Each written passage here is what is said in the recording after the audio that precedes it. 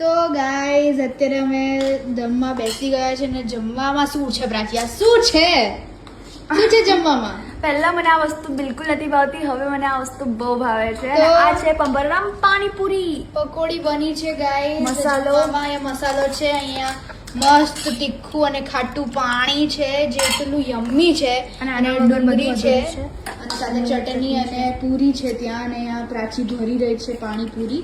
અને લાઈક આપણે ગુજરાતીઓ એવા છે ને કે લાઈક આ જે નાસ્તો ટાઈપ ઓફ છે, આ એક ટાઈપ ઓફ નાસ્તો કહેવાય, એ આપણે ડિનરના જેમ ખાઈએ છીએ. Like dinner lunch and like એવી રીતે કે લાઈક મીલ લઈએ છીએ ફૂલ. તો અત્યારે બસ અમે જમવા બેસી ગયા છે ને અત્યારે ત્યાં મમ્મી દાદા માટે ભરી રહ્યા છે પાણીપુરીને. હવે અહીંયા પાણી આપશે દાદાને અને પ્રાચી અહીંયા પૂરી ભરી રહી છે બધા માટે. બહુ પાણી જો ગાઈસ, મારા મોંમાં તો પાણી આવી રહ્યું છે આ પાણી જોઈને, કારણ કે બહુ સુપર ખાટું અને તીખું ને યમ્મી બન્યું છે.